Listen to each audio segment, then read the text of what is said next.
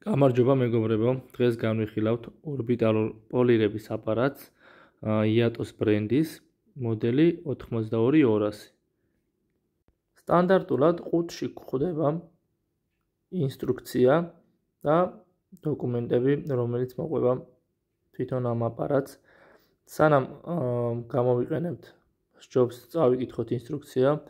ასევე ყუთში გვხვდება სამი სხვადასხვა სირბილის პადი. აპარატს აქვს 6 სიჩქარე, რომელიც რეგულირდება და ბრუნთა რაოდენობა წუთში შეადგენს მინიმალური 2100 და მაქსიმალური 5000. როგორც მოგახსენეთ, ეს აპარატი არის ორბიტალური.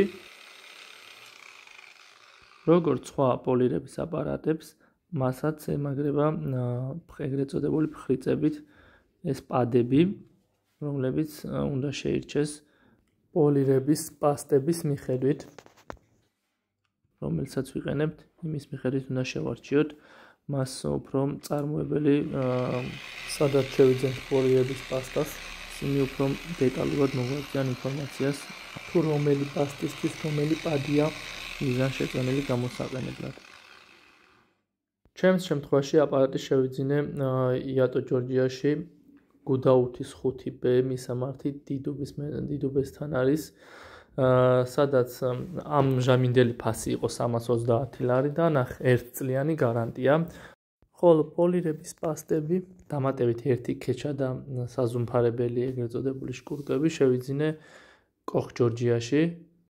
თუ ძალიან ღრმა ნაკაწრები გვაქვს, სჯობს დავიწყოთ 2000-იანით გავშკურკოთ ის ადგილი, შემდეგ 2500-იანით და შემდეგ 3000-იანით და ამის შემდეგ მოვახდინოთ იმ ადგილის პოლირება.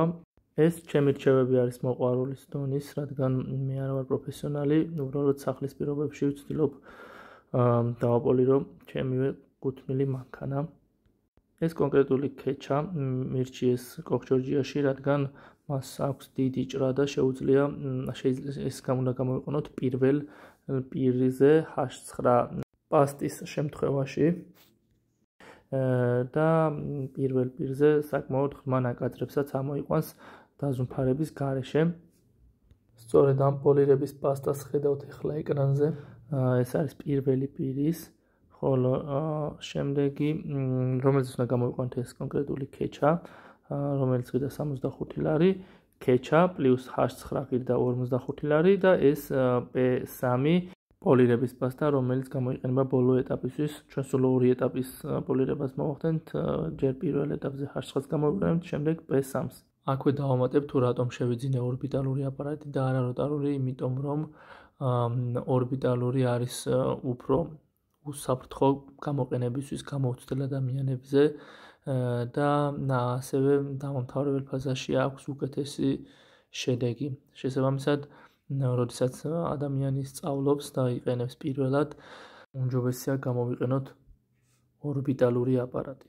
ეს კონკრეტული პასტები არის 250 მლ-იანი. ამ მოცულობის პასტებმა 2-დან 3 მანქანამდე უნდა დააპოლიროს სრულად, მაგრამ სწავლის პერიოდში შეიძლება ხარჯი უფრო მეტი გქონდეს.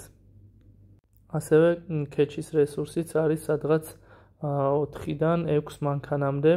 გააჩნია თუ როგორ მოუვლით მას. დღეისთვის სულ ეს იყო. გთხოვთ გამოიწოროთ ჩემი არხი. ნახვამდის.